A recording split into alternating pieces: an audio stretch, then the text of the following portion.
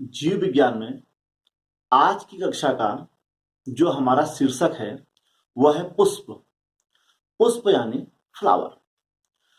पुष्प या फ्लावर पादपों का एक अति महत्वपूर्ण अंग है। वास्तव में देखा जाए तो यह एक रूपांतरित प्रारोह है जिसे मॉडिफाइड सूट कहते हैं, जिसका कार्य पादपों में प्रजनन करना होता है। यदि एक लाइन में पुष्प की परिभाषा दी जाए तो इसका अर्थ है पुष्प पादपों के जनन अंग होते हैं। अब हम पुष्प की संरचना पर थोड़ा प्रकाश डालते हैं। पुष्प ये देखा जाए तो 4 चक्रों से मिलकर बना होता है, जिनको हम क्रमशः कैलेक्स, कोरोला, एंड्रोसियम व गाइनोसियम कहते हैं। इसको हम चार्ट की सहायता से भी देख सकते हैं।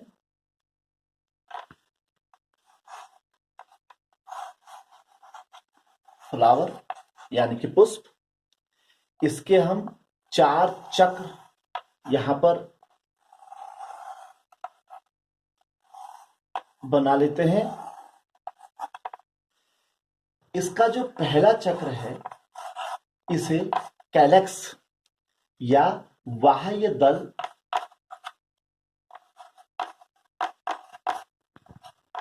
कहते हैं। दूसरा जो इसका चक्र है उसे कोरोला यानी दल कहा जाता है। तीसरा जो इसका चक्र है इसे एंड्रोसियम, और जो चौथा चक्र है इसको हम गाइनोसियम कहते हैं। इसमें से जो शुरू के 2 चक्र हैं ये बाह्य चक्र होते हैं, और जो बाद के 2 चक्र हैं जिन्हें एंड्रोसियम यानी कि पुमंग, गाइनोसियम यानी कि जायांग कहते हैं, ये सबसे मुख्य चक्र हैं, भीतरी चक्र हैं। और यही इसमें से जो एंड्रोसियम है वह नर जनन अंग बनाता है यानी कि मेल, और जो गाइनोसियम है वह मादा जनन अंग बनाता है यानी कि फीमेल। इसको हमारे पास इस समय एक पुष्प यहां पर उपलब्ध है।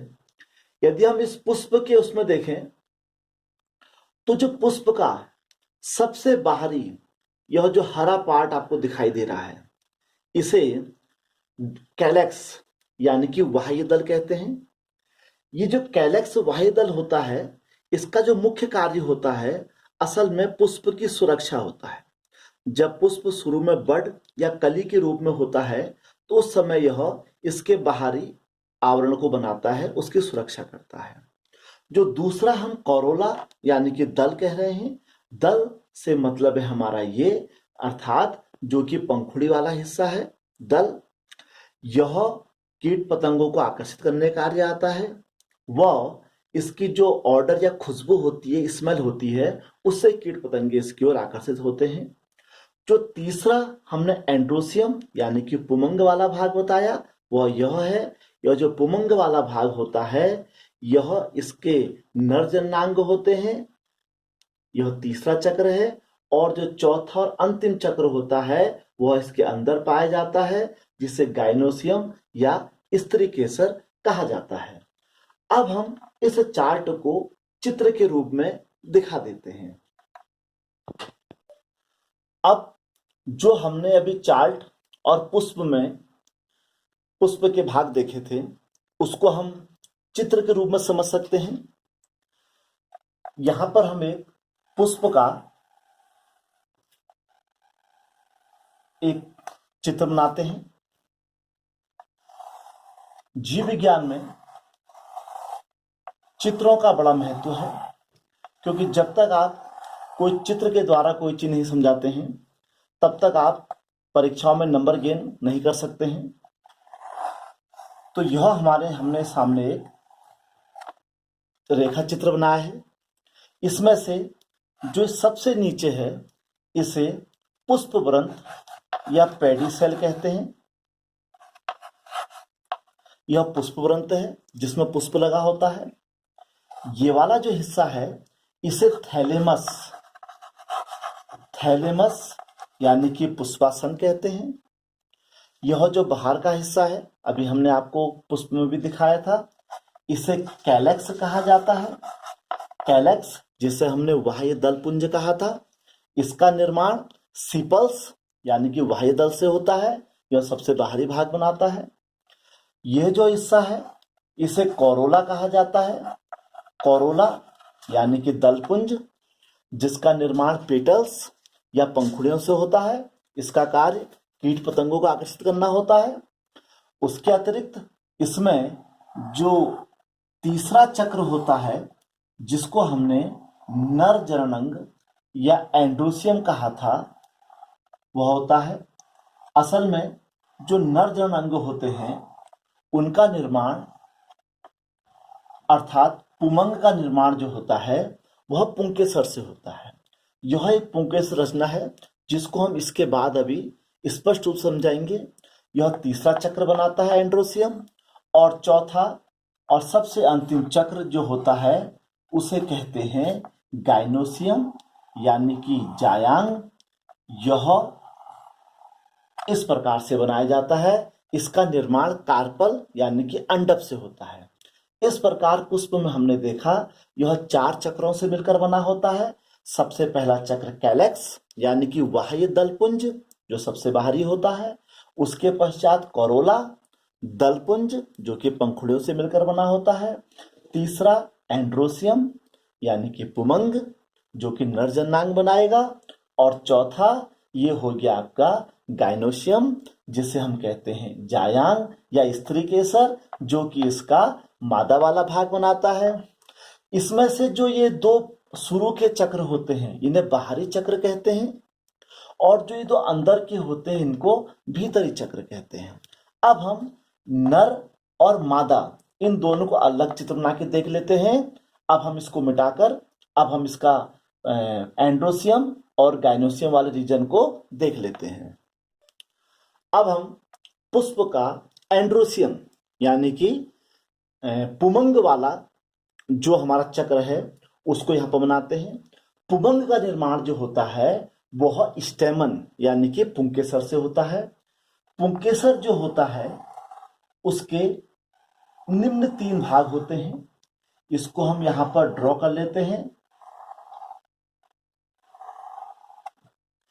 3 भाग जो होते हैं, सबसे नीचे का इसका भाग होता है फिलामेंट जिसको पुतंतु कहा जाता है, जिससे यह पुष्प में लगा हुआ होता है। दूसरा जो इसका सबसे महत्वपूर्ण भाग है इसे हम परागकोश या एंथर कहते हैं। इसमें अंदर परागकणों का निर्माण होता है। और इसकी जो 2 पालियां हैं, ये जो 2 पालियां होती हैं, इन पालियों को जो आपस में जोड़े रहता है उसे कनेक्टिव यानी कि योजी कहा जाता है। इस प्रकार जो पुमंग का मुख्य भाग है उसे स्टेमन यानी कि पुंकेसर कहते हैं। ये जो स्टेमन यानी कि पुंकेसर है, इसका दूसरा नाम माइक्रोस्पोरोफिल भी इसे कहते हैं। माइक्रोस्पोरोफिल का मतलब होता है लघु बीजाणुपर्ण। ये जो लघु बीजाणुपर्ण होता है यानी कि पुंकेसर जो होता है, इस माइक्रोस्पोरोफिल के अंदर एक विशेष प्रकार की जो हम ये कह सकते हैं प्रोसेस या क्रिया होती है जिसका नाम है लघु बीजाणु जनन यानी कि माइक्रोस्पोरोजेनेसिस। तो माइक्रोस्पोरोजेनेसिस जो होता है इस स्टेमन या माइक्रोस्पोरोफिल के एंथर वाले भाग में होता है। माइक्रोस्पोरोजेनेसिस के द्वारा हमको पोलन ग्रेन या माइक्रोस्पोर प्राप्त होते हैं, यह जिन्हें परागकण या लघु बीजाणु कहा जाता है। यही आगे चलकर पुष्प का मेल गैमेटोफाइट यानी कि नर युग्मक का निर्माण करते हैं। यह तो था इसका नर भाग। अब हम चलते हैं मादा भाग की ओर। अब हम पुष्प के अंतिम चक्र यानी कि गाइनोसियम जिसे स्त्री केसर या जायांग कहते हैं, गाइनोसियम का निर्माण जो होता है वह कार्पल यानी कि अंडक से होता है। किसी भी अंडक के ये इस प्रकार ये 3 भाग होते हैं। 3 भाग में से सबसे नीचे फूला हुआ भाग जो होता है उसे ओवरी कहा जाता है अर्थात अंडाशय। इसकी जो ग्रीवा वाला भाग होता है इसे स्टाइल कहा जाता है अर्थात वर्तिका। और जो सबसे ऊपर का भाग होता है इसको वर्तिकाग्र यानी कि स्टिग्मा कहा जाता है। यह पूरा कार्पल है। कार्पल के 3 भाग हैं। पुष्प में कार्पल की अलग अलग संख्या होती है। जिसमें एक ही अंडक या एक ही कार्पल होता है उसे मोनोकार्पल, जिसमें 2 उसे बाइकार्पल, 5 पेंटाकार्पल और जो ज्यादा होते हैं उसे पॉलीकार्पल कहा जाता है। इसमें जो ओवरी वाला रीजन है अर्थात अंडाशय वाला रीजन है इसके अंदर ओव्यूल का निर्माण होता है। ओव्यूल से हमारा तात्पर्य है बीजांड से निर्माण। ये बीजांड का निर्माण इसके अंदर होता है। जिस प्रकार हमने स्टेमन को माइक्रोस्पोरोफिल कहा था उसी प्रकार इस कार्पल को हम मेगा स्पोरोफिल भी गुरु बीजाणुपर्ण भी कह सकते हैं। इस ओव्यूल के अंदर भी एक विशेष प्रोसेस होती है जिसे मेगा स्पोरोजेनेसिस यानी कि गुरु बीजाणु जनन कहा जाता है, जिसके द्वारा हमको मेगा स्पोर प्राप्त होते हैं। इस प्रकार हमने देखा यह पुष्प का स्त्री वाला भाग है। अब हम थोड़ा इसको सरलीकरण कर दें इसका, तो जो पुष्प का पुमंग वाला भाग है उसकी जो अंतिम रचना बनती है वह पोलन ग्रेन यानी कि परागकण बनती है जो कि मेल गैमेटोफाइट यानी कि नर युग्मक बनाता है। और जो गाइनोसियम यानी कि जायांग वाला भाग है उसकी अंतिम संरचना जो बनती है मेगास्पोर यानी कि गुरु बीजाणु बनाती है जिसे फीमेल गैमेटोफाइट कहते हैं। मेल गैमेट और फीमेल गैमेट के फ्यूजन होने से जो हमारा युग्मनज बनता है उसे जाइगोट कहते हैं, जो आगे प्रजनन क्रिया को आगे बढ़ाता है, उससे नए पौधे का निर्माण होता है। तो यह आज की कक्षा में आपने देखा पादप के पुष्प के विभिन्न भाग। आपको हमारी आज की कक्षा कैसे लगी हमको जरूर बताइएगा। धन्यवाद।